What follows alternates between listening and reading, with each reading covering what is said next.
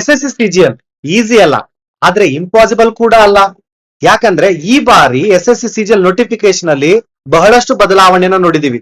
ಅದರಲ್ಲೂ ಕೂಡ sectional timing ಅನ್ನ ತಂದಿದ್ದಾನೆ. ಸೊ ಅದ್ರಲ್ಲೂ ಕೂಡ ಏನಪ್ಪಾ ಅಂತಂದ್ರೆ ಈ ಬಾರಿ ವಿದ್ಯಾರ್ಥಿಗಳಿಗೆ ಗುಡ್ ನ್ಯೂಸ್ ಇದೆ, ಕೊನೆ ತನಕ ನೋಡಿ. ಯಾಕಂದ್ರೆ ನಿಮಗೆ ಹೇಗೆ ಪ್ರಿಪರೇಷನ್ ಆಗ್ಬೇಕು, ಇದರ ಸ್ಟ್ರಾಟಜಿ ಏನಿರಬೇಕು ಎಲ್ಲವೂ ಕೂಡ ಕಲಿತಿರ್ತೀವಿ ಈ ವಿಡಿಯೋದಲ್ಲಿ. ಓಕೆ, ಸೊ ನಿಮಗ್ ಗೊತ್ತಿರಬೇಕು ಏನಪ್ಪಾ ಅಂದ್ರೆ ಈ ಬಾರಿ 12,256 ಪೋಸ್ಟ್ ಗಳನ್ನ ಬಿಟ್ಟಿದ್ದಾನೆ ಎಲ್ಲಿ SSC CGL ಎಕ್ಸಾಮ್ ಅಲ್ಲಿ. ಹಾಗಾದ್ರೆ ಈ SSC CGL ಎಕ್ಸಾಮ್ ಅಂದ್ರೆ ಏನು ಸರ್, ಅಥವಾ ಈ ವಿಡಿಯೋದಲ್ಲಿ ನಾವ್ ಏನೆಲ್ಲ ಕಲಿತೀವಿ ಅಂತಂದ್ರೆ ನಿಮಗ್ ಗೊತ್ತಿರಬೇಕು. ಈ ವಿಡಿಯೋದಲ್ಲಿ ನಾವು ನಿಮಗೆ ನೋಟಿಫಿಕೇಶನ್ ಡೀಟೇಲ್ಸ್ ಅಂದ್ರೆ ವೇಕೆನ್ಸಿ ಡೀಟೇಲ್ಸ್, ಟಾಪ್ ಪೋಸ್ಟ್ ಯಾವುದು, ಸ್ಯಾಲ್ರಿ ಎಷ್ಟಿದೆ, ಹಾಗಾದ್ರೆ ಈ ಪರೀಕ್ಷೆ ಬರೆಯೋದಕ್ಕೆ ಎಲಿಜಿಬಿಲಿಟಿ ಏನಿದೆ, ಅಥವಾ ಇದಕ್ಕೆ ವಯಸ್ಸು ಎಷ್ಟಿರಬೇಕು, ಮತ್ತೆ ಎಕ್ಸಾಮ್ ಪ್ಯಾಟರ್ನ್ ಯಾವ ತರ ಇರುತ್ತೆ, ಅಂಡ್ ಸ್ಟ್ರಾಟಜಿ ಏನಾಗಬೇಕು. ಯಾಕಂದ್ರೆ ಬಹಳ ಇಂಪಾರ್ಟೆಂಟ್ ಇದು, ಸ್ಟ್ರಾಟಜಿ ಅನ್ನೋದು ತುಂಬಾ ಇಂಪಾರ್ಟೆಂಟ್ ಆಗುತ್ತೆ SSC CGL ಎಕ್ಸಾಮ್ ಅನ್ನ ಕ್ಲಿಯರ್ ಮಾಡೋದಕ್ಕೆ. ಅದನ್ನ ನಿಮಗೆ ಖಂಡಿತ ಹೇಳ್ತೀನಿ. ಈ ಸೆಕ್ಷನಲ್ ಟೈಮಿಂಗ್ಸ್ ಅನ್ನು ಕೂಡ ಹೇಗೆ ಟ್ಯಾಕಲ್ ಮಾಡಬೇಕು, ಯಾವ ತರ ನಾನು ಈ ಬಾರಿ CGL ಎಕ್ಸಾಮ್ ಅನ್ನ ಕ್ಲಿಯರ್ ಮಾಡಬಹುದು ಅಂತ ನಿಮಗ ಏನೋ ಡೌಟ್ ಇತ್ತಂದ್ರೆ ಕೊನೆ ತನಕ ನೋಡಿ, ಅದಕ್ಕೆ ಹೇಳ್ತಾ ಇರೋದು ನಿಮಗೆ. Okay, yes. ಹಾಗಾದ್ರೆ ನೋಡ್ಬೋದು ನೀವು ಬಹಳಷ್ಟು ಜನಕ್ಕೆ ಈ ಒಂದು ನೋಡ್ತೀರಾ ಬ್ಯಾಕ್ ಗ್ರೌಂಡ್ ಏನಪ್ಪಾ ಅಂದ್ರೆ ಹಳ್ಳಿ ಅಂತ ಬಂದವರು ಇರ್ತೀರಾ, ಅಥವಾ normal middle class back ground ಇರುತ್ತೆ. ಚಿಕ್ಕ ಪುಟ್ಟ ಮನೆಗಳಿಂದ ಬಂದಂತ ಎಷ್ಟೋ ಕನಸು, ಏನು ಒಂದು ಇನ್ಕಮ್ ಟ್ಯಾಕ್ಸ್ ಆಫೀಸರ್ ಆಗ್ಬೇಕು, ಅಥವಾ CBI ಆಫೀಸರ್ ಆಗ್ಬೇಕು, ಅಥವಾ AS ಅಸಿಸ್ಟೆಂಟ್ ಸೆಕ್ಷನ್ ಆಫೀಸರ್ ಆಗ್ಬೇಕು, ಅಥವಾ ಈ ತರ ಒಂದು ಆಫೀಸರ್ ಆಗ್ಬೇಕು ಅನ್ನೋದು ಎಷ್ಟೋ ಜನಗಳ ಕನಸ್ರಿ. ಹೌದಾ? ಆ ಕನಸನ್ನ ನನಸಾಗ್ಸೋಕೋಸ್ಕರನೇ SSC CGL ನೋಟಿಫಿಕೇಶನ್ ಆಲ್ರೆಡಿ ಬಿಟ್ಟಾಗಿದೆ. ಮೇ 21ಕ್ಕೆ ಬಿಟ್ಟಿದ್ದಾನೆ.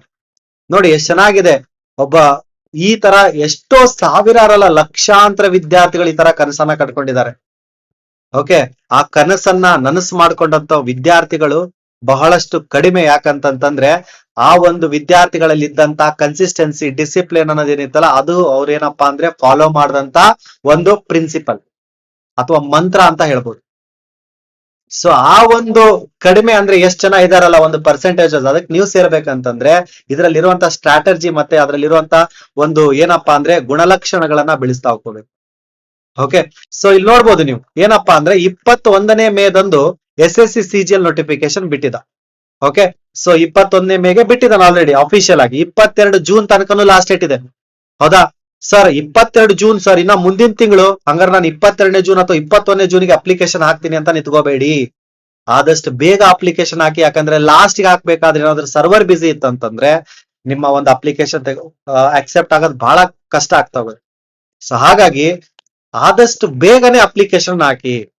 ನಿಮ್ಮ ಪ್ರಿಪರೇಷನ್ ಕೂಡ ಅದೇ ತರ ಇರಲಿ. ಯಾಕಂದ್ರೆ ಆಗಸ್ಟ್ ಮತ್ತೆ ಸೆಪ್ಟೆಂಬರ್ ಟೈರ್ 1 ಎಕ್ಸಾಮ್ ಅಂತ ಹೇಳ್ತಾ ಇದ್ದಾನೆ. ಯಾಕಂದ್ರೆ ಇದ್ರಲ್ಲಿ 2 ತರ ಬರುತ್ತೆ, ಟೈರ್ 1 ಮತ್ತೆ ಟೈರ್ 2 ಅಂತ ಎಕ್ಸಾಮ್. ಸರ್ ಏನ್ ಸರ್ ಇದು ಎಕ್ಸಾಮು? ಯಾಕಂದ್ರೆ ನೀವು ಡೇಟ್ ಏನೋ ಹೇಳಿದ್ರಿ, ಅಪ್ಲಿಕೇಶನ್ ಅನ್ನು ಹಾಕ್ತೀನಿ. ಓಕೆ, ಹಾಗಾದ್ರೆ ಏನಿದು ಎಕ್ಸಾಮ್ ಅಂತಂದ್ರೆ ನೋಡಿ, ಬೃಹತ್ ಆದಂತ ಒಂದು ನಮ್ಮ ಭಾರತದ ಒಂದು ಸರ್ವಿಸ್ ಸೆಕ್ಟರ್ ಅಲ್ಲಿ, ಅಥವಾ ನಾವು ನೋಡ್ಬೋದು ಹಲವಾರು, ಈಗ ನಾನು ಹೇಳಿದೆ ಯಾವ್ದು, income tax officer, excise officer, CBI officer, ಈ ತರ ಆಫೀಸರ್ ಏನಿದೆ ಅಲ್ಲ ಪೋಸ್ಟ್, ಆ ಒಂದು ಪೋಸ್ಟ್ ಅನ್ನ ಅಲಂಕರಿಸಬಹುದು ನೀವು. ಅದರಲ್ಲೂ ಈ ಬಾರಿ 12,256 ಜನಕ್ಕೆ ಏನಪ್ಪಾ ಅಂದ್ರೆ ಆಪರ್ಚುನಿಟಿ ಇದೆ. ಮ್ಯಾಸಿವ್ ರೆಕ್ರೂಟ್ಮೆಂಟ್ ಅಂತ ಕರಿತೀವಿ. ಬಹಳಷ್ಟು ಜನಗಳ ಕನಸಿದೆ. ಯಾಕಂದ್ರೆ ಕನಸು ಎಲ್ರು ಕಾಣ್ತಾರ್ರಿ. ನಿದ್ದೆ ನಾವು ಹೇಳ್ತೀವಿ, ಬೆಳಗ್ಗೆ ಎದ್ದ ತಕ್ಷಣ ನಮಗೆ 2 ಆಪ್ಷನ್ ಇರುತ್ತೆ. ಯಾಕಂದ್ರೆ ನಾವೊಂದು ಅದ್ಭುತವಾದ ಕನಸನ್ನ ಕಂಡಿರ್ತೀವಿ, ಅದೇ ತರ ಒಂದು ಅಲಾರಾಮ್ ಇಟ್ಕೊಂಡು ಮಲಗಿರ್ತೀವಿ. ಆದ್ರೆ ಬೆಳಗ್ಗೆ ಏನಪ್ಪಾ ಅಂದ್ರೆ ಒಳ್ಳೆ ಕನಸು ಬಿದ್ದಿರುತ್ತೆ, ಅವಾಗ ಅಲಾರಾಮ್ ಮಾಡ್ಕೊಳ್ಳುತ್ತೆ. ಹೌದಾ?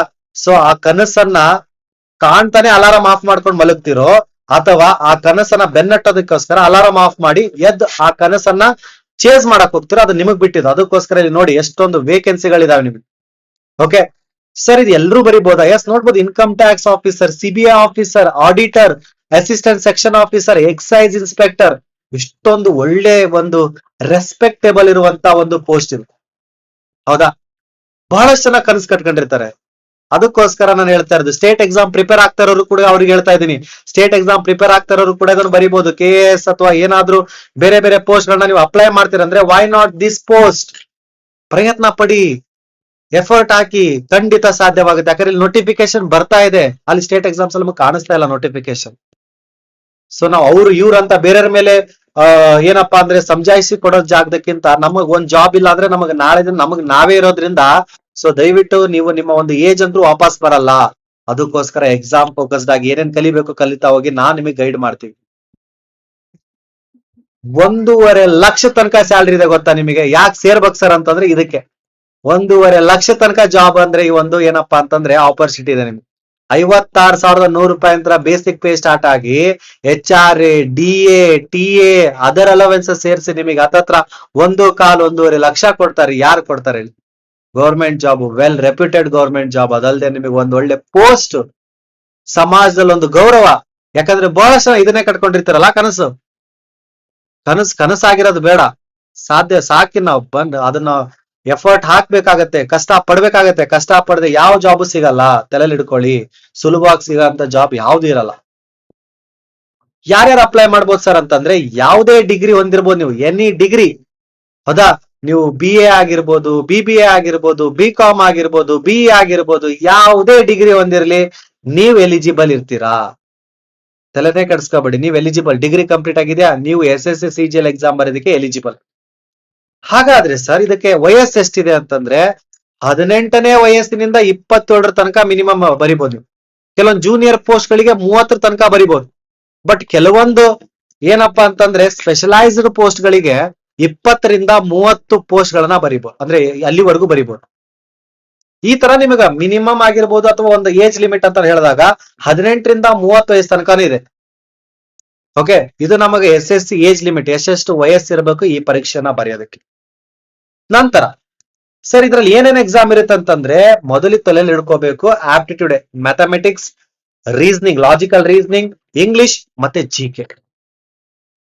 ಇಂಗ್ಲಿಷ್, ರೀಸನಿಂಗ್, ಮ್ಯಾಥ್ಸ್, GK ಈ ಒಂದು 4 ಸಬ್ಜೆಕ್ಟ್ಸ್ ಗಳು ಮತ್ತೆ ಕಂಪ್ಯೂಟರ್ ಕೂಡ ಲೇಟರ್ ಆಗಿ ಆಡ್ ಆಗುತ್ತೆ. ಸೊ ಟೈರ್ 1 ಮತ್ತೆ ಟೈರ್ 2 ಅಲ್ಲಿ ಬಹಳ ಇಂಪಾರ್ಟೆಂಟ್ ಕೀ ರೋಲ್ ಪ್ಲೇ ಆಗುವಂತದ್ದು ಈ CGL notification. Sir aptitude ready ಆಗೋದು ಹೇಗೆ, ರೀಸನಿಂಗ್ ಯಾವ ತರ ಕಲಿಬಹುದು, ಇಂಗ್ಲಿಷ್ ಅನ್ನ ನನಗೆ ಕಷ್ಟ ಆಗ್ತಿದೆಯಲ್ಲ ಯಾವ ತರ ಅದನ್ನ ಈಸಿಯಾಗಿ ಅರ್ಥ ಮಾಡ್ಕೋಬಹುದು. ಸರ್ GK ಏನು ಗೊತ್ತಿಲ್ಲ, GK ಕಲಿಯೋದು ಹೇಗೆ ಅಂತಂದ್ರೆ, ನಿಮಗೆ ಲಾಲ್ ಆಪ್ ಅಲ್ಲಿ ನಿಮಗೆ ಕ್ಲಾಸಸ್ ಗಳನ್ನ ನೋಡ್ತಾ ಹೋಗ್ಬೋದು. ಎಷ್ಟು ನಾವು ಅದ್ಭುತವಾಗಿ ನಿಮಗೆ ಮ್ಯಾಥಮೆಟಿಕ್ಸ್ ಅನ್ನ ಹೇಳ್ಕೊಡ್ತಾ ಇದೀವಿ. ಅಂಡ್ ಅದರಲ್ಲೂ ನೀವು ನಾನು ಹೇಳಿದೆ ನಿಮಗೆ ಏನಪ್ಪಾ ಅಂತಂದ್ರೆ ಸ್ಟ್ರಾಟಜೀಸ್ 1 by 1 ನಿಮಗೆ ಹೇಳ್ಕೊಡ್ತಾ ಹೋಗ್ತೀನಿ ಅಂತ. ಏನಪ್ಪಾ ಸ್ಟ್ರಾಟಜಿ ಅಂತಂದ್ರೆ, ನೀವಿಲ್ಲಿ SOS ಅನ್ನೋದನ್ನ ಕಲ್ತಿರ್ಬೇಕು. ಯಾಕಂತಂದ್ರೆ ನಿಮಗೆ ಈ ಬಾರಿ ನಾನು ಅವಾಗ್ಲೇ ಹೇಳ್ದಾಗೆ ಸೆಕ್ಷನಲ್ ಟೈಮಿಂಗ್ ಇದೆ.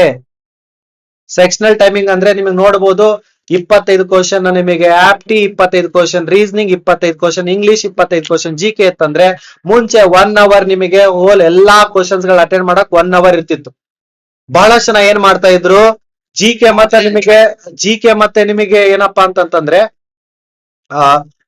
ಯಾವ್ದು ಇಂಗ್ಲಿಷ್, GK ಮತ್ತೆ ಇಂಗ್ಲಿಷ್ ಅಲ್ಲಿ 1 ಅವರ್ ಅಲ್ಲಿ ಹಾರ್ಡ್ಲಿ ಒಂದು 10ರಿಂದ 15 ನಿಮಿಷ ಸ್ಪೆಂಡ್ ಮಾಡಿ ಬೇಗನೆ ಎಲ್ಲಾ ಆನ್ಸರ್ಸ್ ಮಾಡಿ ಇನ್ನ 45 ನಿಮಿಷ ಆಪ್ಟಿ ಮತ್ತೆ ರೀಸನಿಂಗ್ ಇಡ್ಕೋತಿದ್ರು. ಹೌದಾ? ಈ ತರ ಸ್ಟ್ರಾಟಜಿ ಬಳಸ್ಕೋತಿದ್ರು. ಬಟ್ ಈ ಬಾರಿ ಎಲ್ಲರಿಗೂ ಒಳ್ಳೆ ಆಪರ್ಚುನಿಟಿ ಇದೆ. ಬಿಕಾಸ್ ಏನಪ್ಪಾ ಅಂತಂದ್ರೆ ಈ ಬಾರಿ ಸೆಕ್ಷನಲ್ ಟೈಮಿಂಗ್ ಇದೆ. ಯಾಕಂದ್ರೆ ಪ್ರತಿ ಸೆಕ್ಷನ್ಗೂ ಕೂಡ 15 ನಿಮಿಷ ಕಾಲಾವಕಾಶ ಇರುತ್ತೆ. ಅಂದ್ರೆ ನಿಮಗೆ ಏನಪ್ಪಾ ಅಂತಂದ್ರೆ ಆಪ್ಟಿ 15 ನಿಮಿಷ ಆದ್ಮೇಲೆ ಲಾಕ್ ಅಂದ್ರೆ ಮುಗೀತ್, ಮತ್ತೆ ವಾಪಸ್ ಆಪ್ಟಿ ಬಾ ಅಂದ್ರೆ ಬರಲ್ಲ. 15 ನಿಮಿಷದಲ್ಲಿ 25 ಪ್ರಶ್ನೆ ಸಾಲ್ವ್ ಮಾಡ್ಬೇಕು. ರೀಸನಿಂಗ್ ಆದ್ರೂ ಅಷ್ಟೇ, ಇಂಗ್ಲಿಷ್ ಆದ್ರೂ ಅಷ್ಟೇ, GK ಆದ್ರೂ ಅಷ್ಟೇ. ಬಟ್ ಇಂಗ್ಲಿಷ್ GK ಅದು ಮ್ಯಾಟ್ರೇ ಆಗಲ್ಲ. ಬಟ್ ಅವ್ರ ಮ್ಯಾಟ್ರ್ ಆಗೋದಿಲ್ಲ ಅಂದ್ರೆ ಮ್ಯಾಥ್ಸ್ ಅಂದ್ರೆ ಆಪ್ಟಿಟ್ಯೂಡ್ ಮತ್ತೆ ಇಂಗ್ಲಿಷ್ ರೀಸನಿಂಗ್ ಅಲ್ಲಿ. ಸರ್ ಮತ್ತೆ ಹೆಂಗ್ ಸರ್ ಇದನ್ನ ಪ್ರಿಪೇರ್ ಆಗೋದು, ಈ ತರ ಇದೆ ಅಂತ ಹೇಳ್ತಿದ್ದೀರಾ, ಇಷ್ಟೊಂದು ಕಷ್ಟ ಅಲ್ವಾ ನಮಗೆ, ಹೊಸದಾಗಿ ಎಕ್ಸಾಮ್ ಬರಿತಿದ್ವಿ, ಯಾವ ತರ ಪ್ರಿಪೇರ್ ಆಗೋದು ನನಗೆ ಏನು ಗೊತ್ತಾಗ್ತಿಲ್ಲ ಅಂದ್ರೆ ಅದಕ್ಕೆ ಹೇಳಿದ್ದು SOS ಮೆಥಡ್ ಅನ್ನ ಫಾಲೋ ಮಾಡ್ಬೇಕು. ಅಂದ್ರೆ ಯು ಶುಡ್ ನೋ ದಟ್ ಏನಂತಂದ್ರೆ ಸ್ಕಿಲ್ ಆಫ್ ಸ್ಕಿಪ್ಪಿಂಗ್ ಅಂತ ಕರಿತೀವಿ ಮೆಥಡ್ ನ. ಅಂದ್ರೆ 25 ಪ್ರಶ್ನೆಯಲ್ಲಿ 25 ಮಾಡಕ್ ಆಗಲ್ಲ, ತಲೆ ಹಿಡ್ಕೊಂಡ್ಬಿಡಿ. 25 ಪ್ರಶ್ನೆಯಲ್ಲಿ ನಿಮಗೆ 25 ಮಾಡಕ್ಕಾಗಲ್ಲ. ಅದಕ್ಕೋಸ್ಕರನೇ ಯಾವ ಪ್ರಶ್ನೆಯನ್ನ ಸ್ಕಿಪ್ ಮಾಡಬೇಕು ಅನ್ನೋದನ್ನ ಫ್ರಾಕ್ಷನ್ ಆಫ್ ಸೆಕೆಂಡ್ಸ್ ಅಲ್ಲಿ ನೀವು ಅದನ್ನ ಅರ್ಥ ಮಾಡ್ಕೊಳಕ್ ಗೊತ್ತಿರ್ಬೇಕು. ಅರ್ಥ ಮಾಡ್ಕೊಳ್ಳೋದು ಗೊತ್ತಿರ್ಬೇಕಂದ್ರೆ ನೀವು ಫಸ್ಟ್ ಇದನ್ನ ಮಾಕ್ ಟೆಸ್ಟ್ ಗಳನ್ನ ಬರೀತಾ ಹೋಗ್ಬೇಕು. ಸರ್ ಮಾಕ್ ಟೆಸ್ಟ್ ಗಳು ಎಲ್ಲಿ ಸಿಗುತ್ತೆ ಅಂತಂದ್ರೆ ಲಾಲ್ ಆಪ್ ಗಳಲ್ಲಿ ನಿಮಗೆ ಉಚಿತವಾಗಿ ಕೂಡ ಮಾಕ್ ಟೆಸ್ಟ್ ಗಳನ್ನ ಕೊಡ್ತಾ ಇದೀವಿ. ಸೊ ಮತ್ ಇನ್ನೇನ, ನಾವು ಎಲ್ಲದಕ್ಕೂ ಸೊಲ್ಯೂಷನ್ ಇದೆ, ಎಲ್ಲದಕ್ಕೂ ನಿಮಗೆ ಇಲ್ಲಿ ಏನಪ್ಪಾ ಅಂದ್ರೆ ಅವಕಾಶಗಳಿದಾವೆ. ಎಕ್ಸ್ಕ್ಯೂಸಸ್ ಅಥವಾ ರೀಸನ್ಸ್ ಗಳು ಬರ್ಲೇಬಾರ್ದು ನಿಮಗೆ.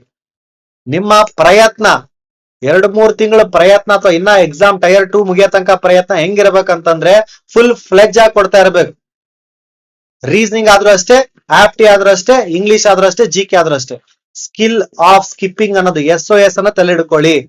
ಸರ್ ಯಾವ್ಯಾವ ಪ್ರಶ್ನೆ ಸ್ಕಿಪ್ ಮಾಡ್ಬೇಕು ಸರ್ ಅದ್ರಲ್ಲಿ? ಯಾಕಂದ್ರೆ ನಿಮ್ಗೆ ನೋಡ್ಬೋದು ಅಡ್ವಾನ್ಸ್ ಮ್ಯಾಥಮೆಟಿಕ್ಸ್ 8ರಿಂದ 10 ಪ್ರಶ್ನೆ ಕೇಳ್ತಾ ಇದ್ದಾನೆ. ಅರ್ಥಮೆಟಿಕ್ ಕ್ವಶನ್ಸ್ ಇರುತ್ತೆ, ಕೆಲವೊಂದು ಲೈಕ್ ಬೇರೆ ಕ್ವಶನ್ಸ್ ಗಳನ್ನು ಕೂಡ ನೋಡ್ತೀವಿ ನಾವು. ಮ್ಯಾಥ್ಸ್ ಅಲ್ಲಿ, ರೀಸನಿಂಗ್ ಅಲ್ಲಿ, ಲಾಜಿಕಲ್ ರೀಸನಿಂಗ್ ಅಲ್ಲಿ ಕೆಲವೊಂದು ಏನಪ್ಪಾ ಅಂದ್ರೆ ಸೀಟಿಂಗ್ ಅರೇಂಜ್ಮೆಂಟ್, ಬ್ಲಡ್ ರಿಲೇಷನ್ಸ್ ಅಥವಾ ಬೇರೆ ಬೇರೆ ಒಂದು ಆ ಯಾಕಂದ್ರೆ ನಿಮಗೆ ಒಂದು ಪ್ರಶ್ನೆಯಲ್ಲಿ ಸಿಕ್ಕಾಕೊಂಡ್ರೆ ಮುಗೀತು. ಯಾಕೆ ಈ SOS ಇಂಪಾರ್ಟೆಂಟ್ ಆಗತ್ತಂದ್ರೆ ಒಂದ್ ಪ್ರಶ್ನೆಯಲ್ಲಿ ನೀವ್ ಏನಾದ್ರು ತಗಲಾಕೊಂಡ್ಬಿಟ್ರೆ ಸಮಯ ಹೋಗಿದ್ ಗೊತ್ತಾಗಲ್ಲ. ಮುಂಚೆ ಬಹಳಷ್ಟು ಟೈಮ್ ಇರ್ತದೆ, 45 ನಿಮಿಷ, ಯಾಕಂದ್ರೆ 15 ನಿಮಿಷ ಇಂಗ್ಲಿಷ್ ಮತ್ತೆ GK ಮುಗಿಸ್ಕೊತಿದ್ರಿ. ಇವಾಗ ಹಂಗಿಲ್ಲ, 15 ನಿಮಿಷ ಅಂತ ಬಂದಾಗ ಯು ಶುಡ್ ನೋ ದಟ್ ನನಗೆ ಇದು ಪ್ರಶ್ನೆ ಬರ್ತಾ ಇಲ್ಲ, ನಾನು ಇದನ್ನ ಹೇಗಾದ್ರೂ ಮಾಡಿ ಸ್ಕಿಪ್ ಮಾಡ್ಬೇಕು ಅಂತ ಅರ್ಥ ಗೊತ್ತಿರ್ಬೇಕು ನಿಮಗೆ. ಹಾಗಾಗಿ ನಿಮಗೆ ಹೇಳಿದ್ದು ಈ ಒಂದು ಸ್ಟ್ರಾಟಜಿ ನೀವು ಅಳವಡಿಸ್ಕೊಂಡಿರ್ಬೇಕು. ಅಂಡ್ ಇನ್ನೊಂದು, no pen strategy. No pen strategy ಅಂದ್ರೆ ಏನು ಸರ್? ಪೆನ್ ಬಳಕೆ ಮಾಡದಿರೋ ತರ ಸಾಲ್ವ್ ಮಾಡೋದು ಕಲಿಬೇಕು. ಸಡನ್ ಆಗಲೇ ಏನಪ್ಪಾ ಅಂದ್ರೆ ಸ್ಕ್ವೇರ್ಸ್ ಅಂತ ಬಂದಾಗ 5 ಸ್ಕ್ವೇರ್ ಏನು 25, 15 ಸ್ಕ್ವೇರ್ 225, 25 ಸ್ಕ್ವೇರ್ ಏನಂದ್ರೆ 625 ಅಂತ ಹೇಳ್ತೀರಿ. ಬಟ್ ಅದು ಮುಂದಿನ ಸ್ಕ್ವೇರ್ ಗೊತ್ತಿಲ್ಲ ಅಂತಂದ್ರೆ ಏನು, ಪೆನ್ ಹಿಡ್ಕೊಂಡು 35 ಇಂಟು 35 ಅಂತ ಮಾಡೋದ್ರಲ್ಲಿ ಬಹಳ ಟೈಮ್ ತೊಗೊಳುತ್ತೆ. ಕ್ಯಾಲ್ಕುಲೇಷನ್ಸ್ ಅಲ್ಲಿ ಪೆನ್ ಪೇಪರ್ ಬೇಡ. ಕ್ಯಾಲ್ಕುಲೇಷನ್ಸ್ ಅಲ್ಲಿ ಸ್ಪೀಡ್ ಮ್ಯಾಕ್ಸ್ ಅನ್ನೋದು ಕಲಿಬೇಕು. ಲೈಕ್ ಎಕ್ಸಾಂಪಲ್ ಹೇಳ್ಬೇಕಂದ್ರೆ 35 ಸ್ಕ್ವೇರ್ ಏನಂತಂದ್ರೆ ನನಗೆ ಕೇಳಿದ್ರೆ 1225 ಅಂತ ಹೇಳ್ತೀನಿ. ಅದೇ ನಾನು 45 ಸ್ಕ್ವೇರ್ ಅಂತ ಕೇಳಿದ್ರೆ 2025 ಅಂತ ಹೇಳ್ತೀನಿ. ಅದೇ 65 ಸ್ಕ್ವೇರ್ ಅಂತ ಕೇಳಿದ್ರೆ 4225 ಅಂತ ಹೇಳ್ತೀನಿ. ಯಾಕಂತಂದ್ರೆ 25 ಸ್ಕ್ವೇರ್ 5 ಸ್ಕ್ವೇರ್ ಏನಿರ್ತದೆ ಲಾಸ್ಟಿಗೆ ಎಂಡ್ ಬರೋದು 5, 15, 25, 35, 45 ಇವೆಲ್ಲ ಎಂಡಿಂಗ್ ವಿತ್ 5 ಸ್ಕ್ವೇರ್ಸ್ ಗಳು ಬರ್ತಾವಲ್ಲ, ಕೊನೆಯ ಡಿಜಿಟ್ ಯಾವಾಗ್ಲೂ 25 ಅಂತ ಇರುತ್ತೆ. ಮೊದಲನೇ ಡಿಜಿಟ್ ಏನಿರುತ್ತೆ ಅಂತಂದ್ರೆ ಈಗ ಲೆಟ್ಸ್ 45 ಅಂತ ಬಂದಾಗ 4 ಇಂಟು 5, 4ರ ನೆಕ್ಸ್ಟ್ ನಂಬರ್ ಏನು 5, 4 5 20, ಸೊ 20 25. ಈಗ 85 ಅಂತ ಬಂತು, ಅವಾಗ ಸೇಮ್ 25 ಅಂತ ಲಾಸ್ಟ್ ಇಟ್ಟಿರ್ತೀನಿ. 80 ಅಂದ್ರೆ 8, 8 5 ಅಂತ ಬಂದಾಗ 8, ಹೌದಾ? 8ರ ನೆಕ್ಸ್ಟ್ ನಂಬರ್ ಏನು 9, 8 9 72, 72 25 ಮುಗಿತು. ಈ ಪೆನ್ ಪೇಪರ್ ಹಾಕ್ಬೇಕು ಈ ತರ ಸ್ಕ್ವೇರ್ಸ್ ಮಾಡೋದಕ್ಕೆ. ಸರ್ ಬರೀ 5 ಸ್ಕ್ವೇರ್ ಹೇಳಿದ್ರು, ಉಳಿದಿರವು ಅಷ್ಟೇ ಅಪ್ಪ. 54 ಸ್ಕ್ವೇರ್ ಅಂತ ಕೇಳಿದ್ರೆ ನಾನು ಹೇಳ್ಬೋದು 54 ಸ್ಕ್ವೇರ್ ಪಟಾಪಟ್ ಏನಂತ ಹೇಳ್ಬೋದು 29 16, ಬೇಕಾದ್ರೆ ಕ್ಯಾಲ್ಕುಲೇಷನ್ ಚೆಕ್ ಮಾಡ್ಕೊಳ್ಳಿ, ಹೌದಾ? ಅದೇ ತರ ನನಗ ಸರ್ ಸಡನ್ ಆಗಿ 44 ಸ್ಕ್ವೇರ್ ಹೇಳ್ರಿ ಸರ್ ಅಂತ ಬಂತಂತಂದ್ರೆ 50ರಿಂದ 44 6 ಡಿಫರೆನ್ಸ್ ಇದೆ, 6 36, 25 35 45 ಅಂದ್ರೆ 19 66. ಸರ್ 19 36. ಇವೆಲ್ಲ ಹೆಂಗ ಸ್ಪೀಡ್ ಮ್ಯಾಕ್ಸ್ ಅನ್ನೋ ಕಾನ್ಸೆಪ್ಟ್ ಇದೆ. Without pen and paper addition, subtraction, multiplication, squares, cube roots ಕಂಡಿಡಿಯೋದು ಹೇಗಂತ ಗೊತ್ತಿರಬೇಕು. ನಮ್ಮ ಲರ್ನ್ ಆನ್ಲೈನ್ ಚಾನಲ್ ಅಲ್ಲಿ ನಿಮಗೆ speed max by Abhilash Sharma ಅಥವಾ ಸ್ಪೀಡ್ ಮ್ಯಾಕ್ಸ್ ಅಂತ ನೀವು ಸರ್ಚ್ ಮಾಡಿದ್ರೆ ನಿಮಗೆ ಅದು ಕೂಡ ಉಚಿತವಾಗಿ ಸಿಗುತ್ತೆ. ಈ ಸ್ಟ್ರಾಟಜಿ ಕೂಡ ಬಹಳ ಇಂಪಾರ್ಟೆಂಟ್ ಆಗುತ್ತೆ, ನೋ ಪೆನ್ ಸ್ಟ್ರಾಟಜಿ. ಯಾಕಂದ್ರೆ ಕ್ಯಾಲ್ಕುಲೇಟ್ ಮಾಡ್ಕೊಂಡು ಕುತ್ಕೊಳಕ್ ಆಗಲ್ಲ. 15 ನಿಮಿಷದಲ್ಲಿ 25 ಕ್ವಶನ್ಸ್ ಗಳನ್ನ ಪಟಾಪಟ್ ಅಂತ ಕ್ಯಾಲ್ಕುಲೇಟ್ ಮಾಡ್ಬೇಕು. ಯಾಕಂದ್ರೆ ಒಂದ್ ಕ್ವಶನ್ 1 ನಿಮಿಷನೂ ಸಿಗಲ್ಲ ನಿಮಗೆ. ಅರ್ಥ ಆಗುತ್ತೆ ಅಂತ ಅನ್ಕೊಂತೀನಿ ನಿಮಗೆ, ಹೌದಾ? ಈ ಒಂದು ತಲೆಯಲ್ಲಿ ಹಿಡ್ಕೊಳ್ಳಿ, ಯಾವತ್ತು ಮಿಸ್ ಮಾಡ್ಕೊಳಕ್ ಹೋಗ್ಬೇಡಿ. ಯಾಕಂದ್ರೆ ನೀವು ತಲೆ ಹಿಡ್ಕೊಳ್ಳಿ, ಬಹಳಷ್ಟು ತಂದೆ ತಾಯಿಗಳು ಕನಸು ಕಟ್ಕೊಂತಾ ಇದ್ದಾರೆ ನಿಮ್ ಮೇಲೆ.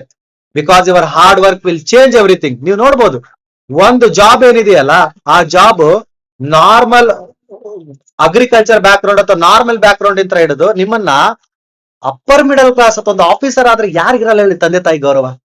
ಯಾವ ತಂದೆ ತಾಯಿಗೆ ಬೇಡ ಅಂತಾರೆ ಹೇಳಿ? ಎಂತ ಗೌರವ ಗೊತ್ತಾ ಅದು? ಅಷ್ಟು ಕನಸು ಕಟ್ಕೊಂಡಿರ್ತಾರೆ ಮಕ್ಕಳ ಮೇಲೆ. ಅವ್ರಿಗೆ ಏನಿಲ್ಲ, ಬೇರೆ ಏನು ಕನಸಿರಲ್ಲ ಅವ್ರಿಗೆ. ತಂದೆ ತಾಯಿಗೆ ಮಕ್ಕಳೇ ಕನಸು. ಯಾಕಂದ್ರೆ ಅವ್ರ ಕನಸ ನನಸು ಮಾಡುವಂತ ವ್ಯಕ್ತಿಗಳಂದ್ರೆ ಅವ್ರ ಮಕ್ಕಳು, ಅಂದ್ರೆ ನೀವುಗಳೇ. ಸೊ ನೋಡಿ ಎಷ್ಟು ಅದ್ಭುತವಾಗಿದೆ ಒಂದು ಪಿಕ್ಚರ್ ಟ್ರಾನ್ಸಿಷನ್. ಅದಕ್ಕೆ ಹಾಕಿದ್ದೀನಿ ನಿಮಗೆ, ಯಾಕಂದ್ರೆ ನಮ್ ಜನ ಹೆಂಗಂದ್ರೆ ಮೋಟಿವೇಟ್ ಅಲ್ಲ, ಅವ್ರಿಗೆ ರಿಯಾಲಿಟಿ ತೋರಿಸ್ಬೇಕು. ಯಾಕಂದ್ರೆ ನೀವು ಗೊತ್ತಾಗತ್ತೆ, ಈ ಒಂದು ಎಕ್ಸ್ಪೀರಿಯನ್ಸ್ ಎಲ್ರು ಪಡ್ಕೊಳ್ಳಿ ಅಂತಾನೆ ನಿಮಗೆ ಅದರ ಸ್ಟ್ರಾಟಜಿ ಎಲ್ಲಾನು ಕೂಡ ಹೇಳ್ತಾ ಇದ್ದೀನಿ. So never ever give up on your goal. ಯಾವತ್ತು ನೀವು ನಿಮ್ಮ ಗೋಲ್ ಗಳನ್ನ ಬಿಟ್ಕೊಡ್ಬೇಡಿ. ಯಾಕಂದ್ರೆ ಇಲ್ಲಿ ತನಕ ಬಂದಿರೋದೇ ನೀವು ಏನಪ್ಪಾ ಅಂತಂದ್ರೆ ಬಹಳ ಒಂದು ದಾಪುಗಾಲ್ ಹಿಡ್ಕೊಂಡು ಬರ್ತಾ ಇದ್ದೀರಾ. ಸೊ ಯಾವತ್ತು ಬಿಟ್ಕೊಡುವಂತ ಮಾತೇ ಬರಬೇಡಿ. ಸೊ ನನಗೊಂದು ನೀವು ಏನಪ್ಪಾ ಅಂದ್ರೆ ಅಶ್ಯೂರೆನ್ಸ್ ಕೊಡಿ ಕಮೆಂಟ್ ಮುಖಾಂತರ. ವಿಡಿಯೋ ಕೇಳಿ ನಿಮಗೆ ಇಷ್ಟ ಆಗಿತ್ತಾ? ಸರ್ ನನಗೂ ಕಾನ್ಫಿಡೆನ್ಸ್ ಇದೆ, ನಾನ್ ಮಾಡಬಲ್ಲೆ. ಯಾವತ್ತು ನೋಡಿ ಬಹಳಷ್ಟು ಜನ ಅನ್ಕೋತಿರ್ತಾರೆ SSC CGL ನನ್ನ ಕೈಲಾಗಲ್ಲ ಅಂತ ಪೋಸ್ಟ್ ಮಾರ. ಎಲ್ರು ಎಷ್ಟೊಂದ್ ಜನ ಬರಿತಿರ್ತಾರೆ, ನಂದೆಲ್ಲ ಆಗ್ಬೇಕು. ಈ ಮೈಂಡ್ ಸೆಟ್ ಇತ್ತಂದ್ರೆ ನಾನು ಈಗ್ಲೇ ಹೇಳ್ತಿದ್ದೀನಿ, ಬರೆಯಕ್ಕೆ ಹೋಗ್ಬೇಡ್ರಿ. First of all change your mind set. ಯಾಕಂದ್ರೆ ನೀವು ಈಗಲೇ ಬಿಗಿನರ್ ಆದ್ರೂ ಕೂಡ ನಿಮ್ ಮೈಂಡ್ ಸೆಟ್ ಹೆಂಗಿರ್ಬೇಕಂತಂದ್ರೆ ಐ ಕ್ಯಾನ್. ಪ್ರಯತ್ನ ಮಾಡಿದ್ರೇನಿದೆ, ಆದ್ರೆ ನೆಗೆಟಿವ್ ತಿಳ್ಕೊಂಡು ಪ್ರಯತ್ನ ಮಾಡಬೇಡಿ. ಐ ಕ್ಯಾನ್, ನನ್ನ ಎಫರ್ಟ್ ಹಾಕ್ತೀನಿ, ನನ್ನ ಒಂದು ಫುಲ್ ಫ್ಲೆಜ್ ಆಗಿ ಕೊಡ್ತೀನಿ. Yes I will crack it ಅಂತ ನಾನು ಅನ್ಕೊಂಡು ನನ್ನ ಒಂದು ಓವರ್ ಕಾನ್ಫಿಡೆನ್ಸ್ ಎಲ್ಲ ಇದು. ನನಗೆ ನಾನೇ ಸೆಲ್ಫ್ ಮೋಟಿವೇಟೆಡ್ ಆಗಿ ನನಗೊಂದು ನಂಬಿಕೆ ಇಡ್ಕೊತಿದ್ದೀನಿ. ನನ್ನ ಮೇಲೆ ನಾನ್ ನಂಬಿಕೆ ಇಡ್ಕೋ ಬೆಸ್ಟ್. ಯಾಕಂದ್ರೆ ಬೇರೆಯವ್ರ ಮೇಲೆ ನಂಬಿಕೆ ಇಡೋದೇ ಬೇಡ. ನಾನು ಫಸ್ಟ್ ನನ್ನ ಮೇಲೆ ನಾನು ಇಡ್ಕೊಳ್ಳೋ ನಂಬಿಕೆನ. ಸೊ ಅದಕ್ಕೆ ನನಗೆ ಕಮೆಂಟ್ ಮೂಲಕ ತಿಳಿಸ್ಕೊಡ್ರಿ. ಏನಂತಂದ್ರೆ ಯಾರ್ಯಾರ ನೀವೇನಪ್ಪಾ ಅಂದ್ರೆ ನನಗೆ ಈ ಒಂದು ನೋಟಿಫಿಕೇಶನ್ ವಿಡಿಯೋ ಬಂದಿದೆಯಲ್ಲ, ಈ ವಿಡಿಯೋ ಕಂಪ್ಲೀಟ್ ಆಗಿ ನೋಡಿದಿರಲ್ಲ, ನಿಮಗೇನಾದ್ರೂ ನಾನು ಈ ಬಾರಿ SSCGL ಅಲ್ಲಿ ನನ್ನ ಒಂದು ಸಾಧ್ಯವಾದಷ್ಟು ನಾನು ಎಫರ್ಟ್ ಹಾಕಿ ನಾನೊಂದು ಪ್ರಯತ್ನ ಪಟ್ಟು ನಾನು ಎಕ್ಸಾಮ್ ಅನ್ನ ಚೆನ್ನಾಗಿ ಮಾಡ್ತೀನಿ ಅಂತ ಇದ್ರೆ, yes sir I will crack it ಅಂತ ಕಮೆಂಟ್ ಅಲ್ಲಿ ಕಮೆಂಟ್ ಮಾಡಿ. ಅಂಡ್ ಅದಲ್ಲದೆ ನಿಮಗೆ ಈ ವಿಡಿಯೋ ಇಷ್ಟ ಆಗಿತ್ತಂತಂದ್ರೆ ಒಂದು ಲೈಕ್, ಹೌದಾ? ನಿಮಗೆ ವಿಡಿಯೋ ಇಷ್ಟ ಆಗಿತ್ತಾ, ನಿಮಗೆ ನೋಟಿಫಿಕೇಶನ್ ಬಗ್ಗೆ ಮಾಹಿತಿ ಸಿಗ್ತಾ, ಎಲ್ಲದ್ರ ಬಗ್ಗೆನೂ ಐಡಿಯಾ ಇದೆ ಅಂತಂದ್ರೆ ಒಂದು ಲೈಕ್ ಅನ್ನ ಕೊಡಿ. ಯಾಕಂದ್ರೆ ನಿಮಗೆ ಆ ಲೈಕ್ ಕೊಡೋದ್ರಿಂದ ಹೇಳಿದ್ರೆ ಬೇರೆಯವ್ರಿಗೂ ಕೂಡ ಅದು ಗೊತ್ತಾಗುತ್ತೆ, ಈ ವಿಡಿಯೋ ಚೆನ್ನಾಗಿ ಲೈಕ್ ಬಂದಿದೆಯಪ್ಪ, ಮೇ ಬಿ ಇವರಿಗೆ ಚೆನ್ನಾಗಿದೆ ಕಂಟೆಂಟ್ ಅಂತ. ಅಥವಾ ಕಮೆಂಟ್ ಅಲ್ಲೂ ಕೂಡ ನಿಮಗೆ ಬರೀ ಐ ವಿಲ್ ಕ್ರ್ಯಾಕ್ ಇಟ್ ಅನ್ನೋ ಜಾಗದಲ್ಲಿ ಇನ್ನ ಬೇರೆ ಏನಾದ್ರು ಕಮೆಂಟ್ ಹಾಕ್ಬೇಕಾ, ಕಮೆಂಟ್ ಹಾಕಿ. ಯಾಕಂದ್ರೆ ನಮ್ ಜನ ಕಮೆಂಟ್ ನೋಡಿ ವಿಡಿಯೋ ನೋಡ್ತಾರೆ. ಮತ್ತೆ ಹೊಸಬ್ರು ಯಾರು ಇದೀರಾ ಸಬ್ಸ್ಕ್ರೈಬ್ ಮಾಡ್ಕೊಳ್ಳಿ. ಯಾಕಂದ್ರೆ ಇದೇ ತರ ಮೋಸ್ಟ್ ಎಫೆಕ್ಟಿವ್ ಇರುವಂತ ಒಂದು ನೋಟಿಫಿಕೇಶನ್ ಬಗ್ಗೆ ಆಗಿರ್ಬೋದು ಅಥವಾ ಕ್ಲಾಸಸ್ ಗಳ ಬಗ್ಗೆ ಆಗಿರೋದು. ಯಾಕಂದ್ರೆ ನಾನ್ ನಿಮಗೆ current affair, general awareness I to in charge. Okay, ನಿಮ್ಗೆ ಏನಾದ್ರು ಗೈಡ್ ಬೇಕಾ, ಮಾಹಿತಿ ಬೇಕಾ, ಕಮೆಂಟ್ ಆ ನಂಬರ್ ಇದೆಯಲ್ಲ, ಆ ನಂಬರಿಗೆ ಕಾಲ್ ಮಾಡಿ ವಿನಾಯಕ್ ಸರ್ ಜೊತೆ ಕನೆಕ್ಟ್ ಮಾಡ್ಕೊಡಿ ಅಂದ್ರೆ ನಿಮಗೆ ಕನೆಕ್ಟ್ ಮಾಡ್ಕೊಡ್ತಾರೆ. ನೀವು ಖಂಡಿತ ನನ್ನ ಜೊತೆ ಮಾತಾಡ್ಬೋದು. Don't hesitate. ಅಂದ್ರೆ ಯಾವತ್ತು ಕೂಡ ಓದ್ಬೇಕಾದ್ರೆ ಅವ್ರು ಏನ್ ಅನ್ಕೊಂತಾರೋ, ಏನ್ ಮಾಡ್ತಾರೋ, ಡೋಂಟ್ ಫೀಲ್ ಹೆಸಿಟೇಟ್. ಯಾಕಂದ್ರೆ ನೀವು ಖಂಡಿತ ನನ್ನನ್ನು ರೀಚ್ ಔಟ್ ಮಾಡಬಹುದು. ಸೊ ಅವ್ರು ನಿಮಗೆ ಲೇಟರ್ ಆಗಿ ಕನೆಕ್ಟ್ ಮಾಡ್ಕೊಡ್ತಾರೆ. ಓಕೆ, ಈ ವಿಡಿಯೋ ಇಷ್ಟ ಆಗಿತ್ತಂದ್ರೆ ಶೇರ್ ಮಾಡಿ ಅಂತ ಹೇಳ್ತಾ, thank you so much everyone. ಮತ್ತೆ ಮುಂದಿನ ನೋಟಿಫಿಕೇಶನ್ ಅಥವಾ ಬೇರೆ ಒಂದು ವಿಡಿಯೋ ಜೊತೆಗೆ ಸಿಗೋಣಂತೆ. ಬಾಯ್ ಬಾಯ್, ನಮಸ್ಕಾರ. All the best for your preparation.